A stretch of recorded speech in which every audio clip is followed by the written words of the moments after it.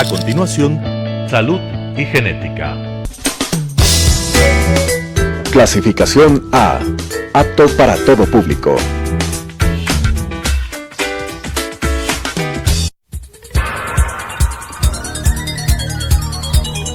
Las opiniones vertidas en este espacio por la producción y dirección del programa son de exclusiva responsabilidad de sus autores y de quienes intervienen en ellos. Telesucesos Canal 29 UHF presenta Salud y Genética, un espacio dedicado a descubrir cómo la genética puede ayudarte a mejorar y prevenir problemas de salud en tu familia, con la conducción de la doctora María Belén Matos, tu genetista de confianza. Salud y Genética.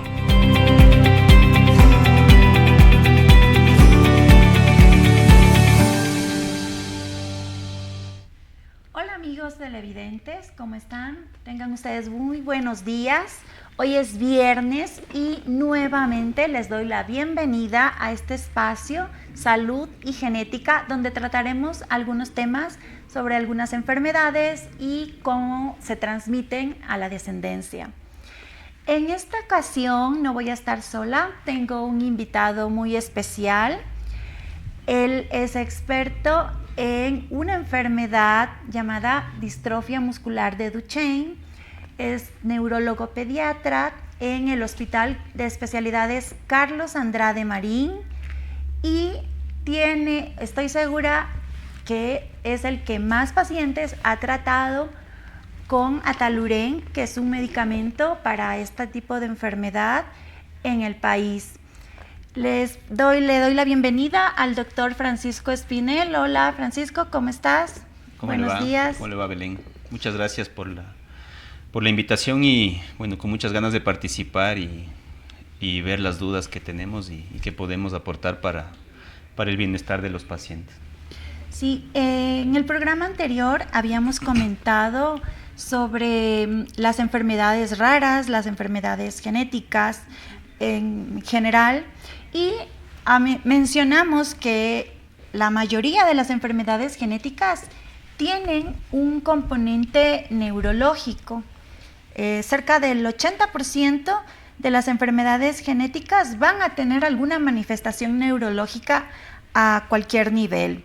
Ahora, explícanos un poco sobre a qué grupo de enfermedades pertenece la distrofia muscular de Duchenne y en general qué es esta enfermedad, cómo se manifiesta. Perfecto. Bueno, como usted había mencionado, la distrofia muscular de Duchenne forma parte de un grupo muy heterogéneo y muy grande de lo que se conoce como la patología neuromuscular. Es decir, son enfermedades que básicamente afectan a lo que es el músculo y a la motricidad en general, ¿no? Cabe recalcar que es una enfermedad rara, una enfermedad huérfana y forma dentro del conjunto, como usted explicaba, dentro de las 8.000 enfermedades raras y huérfanas que se describen. Forma parte de lo que son las distrofinopatías. ¿Qué significa esto? Esto significa que el músculo tiene una proteína, ¿sí?, que es la más grande del músculo, que se denomina distrofina. Entonces, cuando hay alteraciones genéticas, cuando hay alteraciones estructurales que disminuyen la producción de la distrofina, se conoce como distrofinopatías. Hay muchas enfermedades musculares y dentro de las enfermedades musculares hay muchas que son las distrofias. La más conocida y la más común y la que tiene mayor prevalencia de toda la patología neuromuscular se denomina distrofia muscular de Duchenne. Básicamente adquiere este nombre por el médico francés que la describió en el año de 1865 más o menos, ¿sí? ¿Qué es esta enfermedad? Esta enfermedad se trata de una enfermedad muscular donde los pacientes empiezan a tener una debilidad muscular progresiva que debuta en la infancia y que esto a lo largo del tiempo lleva a la muerte de los pacientes más o menos en la segunda década de vida. ¿Cuáles son los principales síntomas y signos que que nos llegan a la consulta neuropediátrica, a la consulta pediátrica, de fisiatría, de traumatología, ¿no? Los niños generalmente nacen bien, ¿no? Nacen llorando, se van a la casa, y el motivo principal de consulta y de queja de los padres es que el niño tiene un retraso motor, ¿no? Generalmente nosotros vemos que los pacientes adquieren marcha a partir del año, máximo el año 6 meses, ¿no? Siendo un rango variable que cada niño tiene su tiempo para caminar. Pero cuando se va más allá del año 6 meses, y es una preocupación para los padres. Y cuando el niño adquiere marcha a nivel tardío, ¿no? A partir de los 2 años, 2 años y medio, esta no es normal, ¿no? Como vemos, al no existir esta proteína que se denomina distrofina, empieza toda la sintomatología y toda la clínica de los niños, ¿no? Entonces empiezan a tener debilidad muscular, cuando caminan demasiado tarde, y cuando ya caminan tienen una marcha, como está comprometido los músculos de la cadera, tienen una marcha que se denomina miopática, ¿no? O tancinante o como de pato, ¿no? Porque existe una debilidad de toda la cintura pelviana, ¿no? Están ahí los glúteos, el cuádriceps, el psoas ilíaco, ¿no? Que son los músculos que nos permiten la deambulación. Entonces, el motivo principal de consulta viene el retraso de la marcha, y cuando ésta la adquiere tarde, no es normal, ¿sí? Segundo, el niño empieza a tener una debilidad muscular a nivel progresivo, que generalmente involucra lo que son las caderas y lo que son los hombros. El niño tiene dificultad para saltar o no puede saltar bien, camina en punta de pies, no camina bien, el momento de incorporarse desde el piso no lo hace de manera rápida ni ágil, entonces necesita el niño reptar sobre sí mismo y apoyarse en lo que son los muslos y sus rodillas para ponerse de pie. Posteriormente empieza la debilidad muscular, donde ya no solo está involucrado los músculos de la locomoción, ¿no? Al final, a partir de los 10, 12 años empiezan problemas cardíacos, problemas respiratorios, problemas gastrointestinales, y existe anormalidad en lo que es la columna, que se denomina lo que es la escoliosis. El niño ya empieza a involucrarse también los músculos de los brazos, ya no puede elevar los brazos, el niño ya no es tan independiente, ¿no? Y empiezan problemas respiratorios, ¿no? El niño ya no tiene una musculatura adecuada para respirar, para ventilar, y a veces estos niños terminan ventilados en la noche, ¿no? Con algún dispositivo. Y por último también existe compromiso cardíaco, ¿no? El corazón se hace más grande, el corazón se hace insuficiente y puede conllevar a la muerte en la segunda década de vida. Muy bien explicado como experto en este tipo de enfermedad. Ahora yo quiero hacer un comentario sobre la parte genética, que es lo que me encanta y lo que me apasiona. Pues como bien decías, es una alteración de la distrofina, y la alteración ocurre a nivel del gen que se encuentra en un cromosoma X, en el locus XP21, y en el cromosoma Y, perdón, y esto hace que el patrón de herencia, que vamos a explicar en otro programa, el patrón de herencia sea ligado al X. Anteriormente se consideraba como una enfermedad que solo se manifestaba en los niños, tal como explicó el doctor. Sin embargo, a medida que se ha estudiado más, se ha demostrado que existe un espectro de sintomatología y que incluso puede afectar a las mujeres portadoras. Se estima que el 30% de las veces se hereda de una madre portadora la alteración genética a nivel de este gen de la distrofina. Sin embargo, en el resto, en la mayoría de los casos, se produce por una mutación o una variante, una alteración genética de novo, es decir, que no ha sido heredado. Y esto es importante conocerlo porque puede existir un riesgo de que se vuelva a repetir en un futuro embarazo. Y es importante estudiar si la madre es portadora o no de la alteración genética para poder tomar las medidas y el asesoramiento adecuado y la planificación familiar en esta familia. Ahora, ¿Cómo se produce el diagnóstico? ¿Cómo se realiza el diagnóstico? ¿Cómo sospechar esta enfermedad? Sí, bueno, primero, como todo en medicina, tenemos que basarnos en lo que es la parte clínica, ¿no? Como ya digo, son niños que tienen un retraso motor y una debilidad muscular que va progresando a lo largo de la infancia. Esto es lo primero. Segundo, como usted explicó bien, básicamente es una enfermedad prevalente en varones, aunque un 30% de mujeres también pueden tener sintomatología que no es la misma que en los varones, ¿no? A veces las mujeres tienen un poco de cansancio, un problema en el corazón o algunas enzimas musculares que pueden estar elevadas, pero no tiene una clínica tan florida como en los varones. Entonces, primero viene la clínica, la sospecha al tener un niño varón que tiene dificultad para caminar, para subir escaleras, para saltar, y esto va progresando a lo largo del tiempo. Y tercero, nosotros nos ayudamos del laboratorio. En este caso hay una enzima que se denomina CPK. La CPK se encuentra en todos los músculos y generalmente, como esta patología se caracteriza porque hay una destrucción muscular, porque hay una degeneración muscular, generalmente la CPK se eleva. Los valores normales oscilan entre 250 y 300 y generalmente cuando hay esta patología estos valores se elevan 10 veces más, ¿no? Tenemos valores de 30.000, de 20.000, de 50.000. Entonces, al tener la clínica, ¿sí?, varón y una CPK elevada, uno ya llega al diagnóstico o una sospecha diagnóstica. Para la confirmación, como lo ha mencionado, esta es una enfermedad genética y necesitamos del apoyo del genetista y del laboratorio genético para identificar básicamente el gen de la distrofia muscular de Duchenne y ver qué tipo de mutación corresponde, ¿no? Existen muchos tipos de mutaciones en la distrofia muscular de Duchenne, ¿sí? Entonces, luego de hacer la clínica y la CPK, posteriormente hacemos una interconsulta genética para hacer la secuenciación del gen de la distrofina y poder ver qué tipo de mutación es, y con eso llevamos al diagnóstico de todos los niños. Sí, existen varios tipos de mutaciones, eso también lo vamos a ver en otros programas.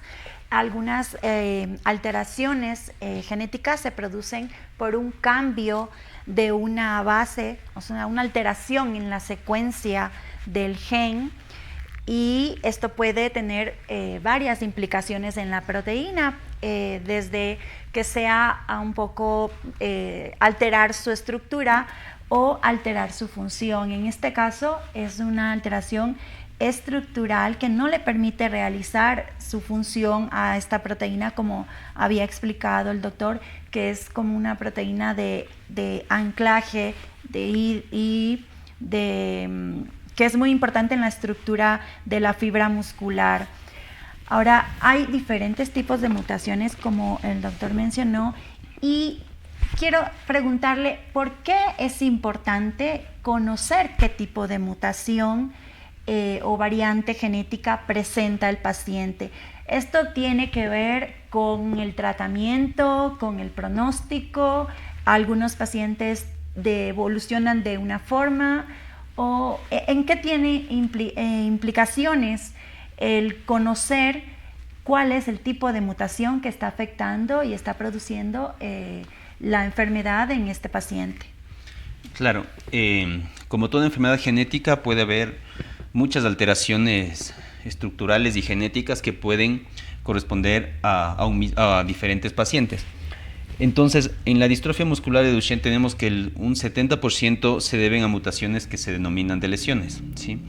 Y un 30% corresponden a mutaciones que se llaman puntuales. Y dentro de este 30% existe una mutación que se denomina no-sense o sin sentido, que de toda la patología de Duchenne viene a ser el 15%. ¿Qué ventaja tiene saber que el paciente puntualmente tiene una mutación sin sentido? Es porque se han investigado y están disponibles tratamientos ya genéticos que van directamente a la mutación muy puntual, ¿no? Como manifestaba usted al inicio, uno de estos tratamientos que son innovadores de causa genética, que pueden mejorar la calidad de vida de estos pacientes, hay que ver que en principio esta enfermedad no se cura, ¿no? Esta enfermedad, al tener una mutación genética muy grave, no tiene un tratamiento curativo. Entonces, dentro de las mutaciones puntuales que acabo de manifestar, como es la mutación sin sentido, no sense, existe un medicamento que se denomina el Ataluren, ¿sí?, que básicamente va directamente a esa mutación o al 15% de todos los pacientes que tienen Duchenne. El objetivo principal del tratamiento básicamente es enlentecer enlentecer la marcha, ¿no? Porque el momento que el paciente pierde marcha vienen las demás complicaciones cardiológicas, respiratorias y la escoliosis. Entonces, lo que hace el medicamento es enlentecer el periodo de marcha. Generalmente los pacientes con distrofia muscular de Duchenne pierden marcha entre los 2 y los 14 años, y lo que nos permite el medicamento es que eso se retrase lo que más pueda para evitar el resto de complicaciones.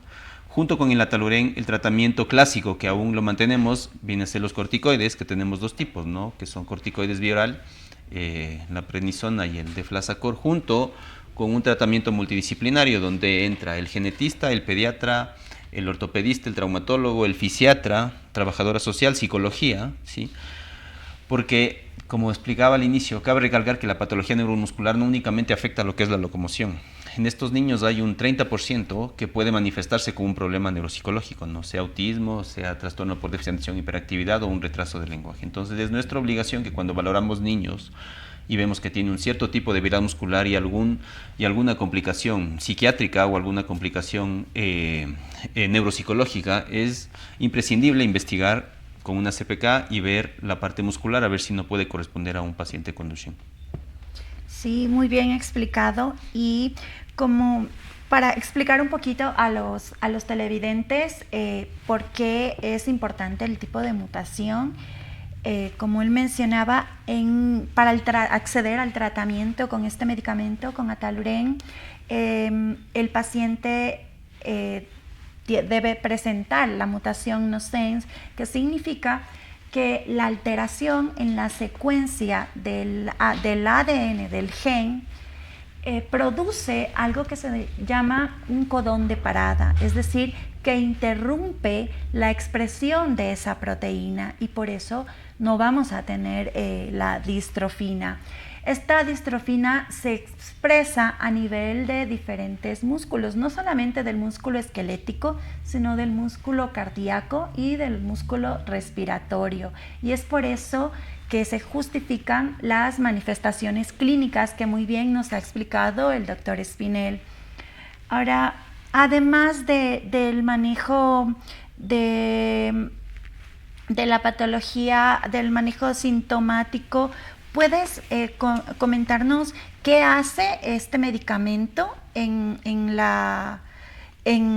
el paciente, hablando desde el punto de vista genético, ya que tienes el manejo y más experiencia en esto?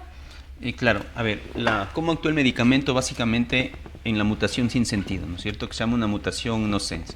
Entonces, lo que hace el medicamento es más o menos engañar al ADN para que se salte las proteínas que no están codificando la distrofina. Como vemos en el Duchenne no existe la distrofina, entonces lo que hace el medicamento es, a través de la parte genética, saltarse la parte que no está codificando, ¿sí? Y al no estar codificando, produce el mismo medicamento más distrofina. Produce la distrofina que el cuerpo no la tiene, que por la mutación genética no la hay.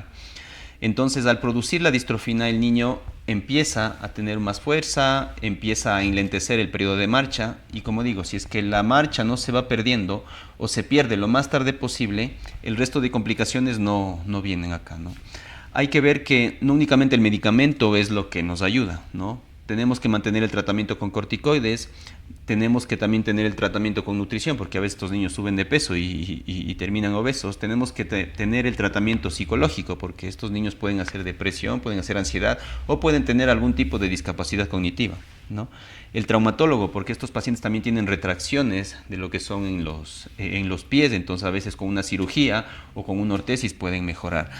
Hay que hablar con los cardiólogos y concientizar a los cardiólogos que estos pacientes a partir de los 10, 11 o 12 años tienen que tener un tratamiento para estimular el músculo cardíaco y que este no quede insuficiente, a pesar de que cuando hacen las valoraciones a través del ecocardiograma no se ve que haya insuficiencia, pero sin embargo nosotros ya sabemos que a lo largo estos pacientes necesitan un medicamento, sí, para que funcione bien ese corazón.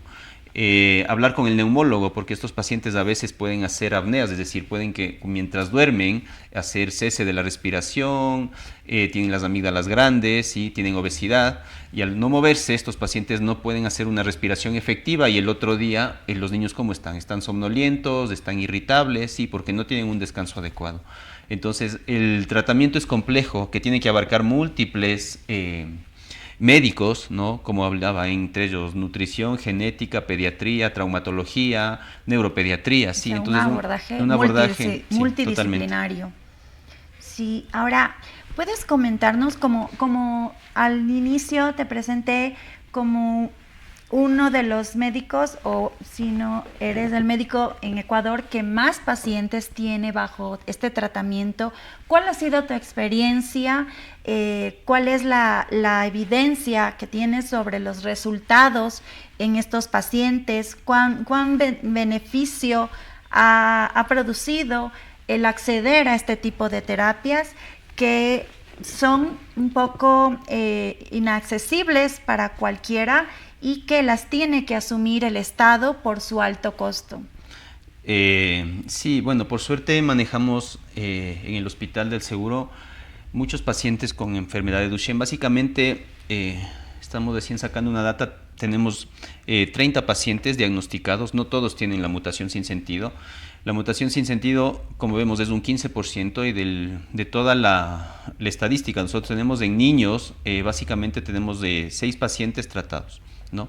El resto son adultos que los trata mi colega, que son igual como 5 pacientes adultos que tienen el acceso a la medicación. Estos pacientes tuvieron una transición de pediatría Sí.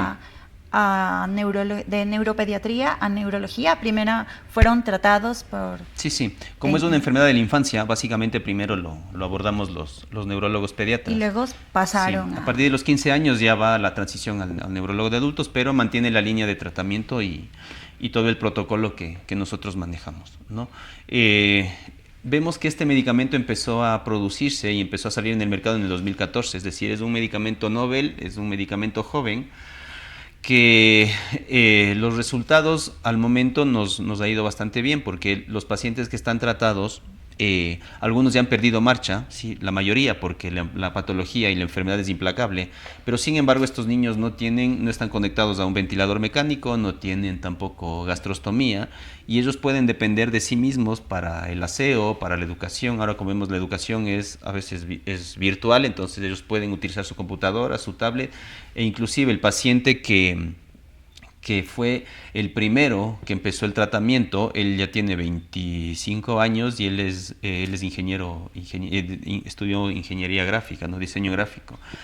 Entonces eso hace 20 años era improbable, porque los pacientes fallecían a los 20 años y tenían una calidad de vida muy mala, ¿no? A partir de los 15 años ya estaban tal vez conectados a un ventilador, o también tenían una cirugía para que puedan tragar sus alimentos. Entonces es esperanzador los datos que tenemos y obtenemos, porque los padres también están contentos, vemos que no ha habido reacciones adversas, y bueno, y nos toca seguir investigando y trabajando para el bienestar de los niños.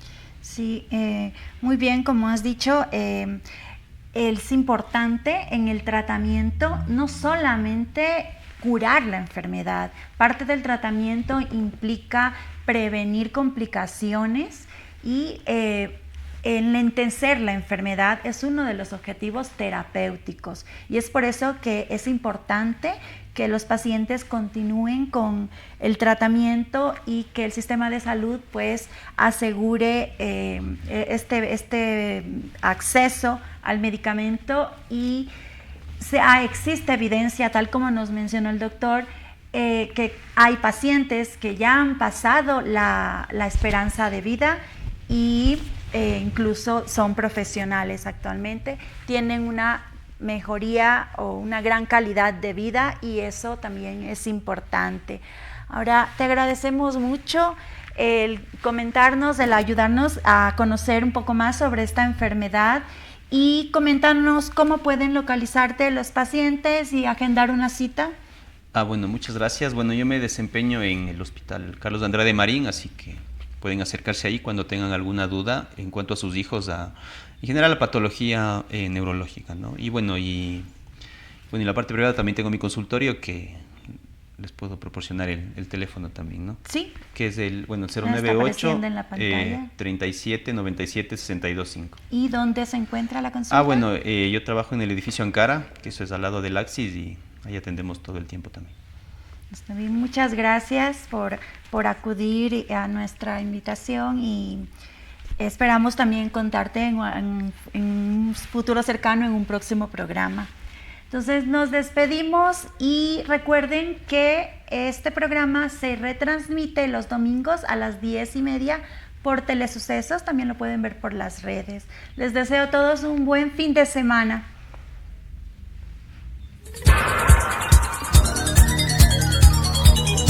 Las opiniones vertidas en este espacio por la producción y dirección del programa son de exclusiva responsabilidad de sus autores y de quienes intervienen en ellos. Telesucesos, Canal 29, UHF presentó Salud y Genética, un espacio dedicado a descubrir cómo la genética puede ayudarte a mejorar y prevenir problemas de salud en tu familia, con la conducción de la doctora María Belén Matos, tu genetista de confianza. Salud y Genética.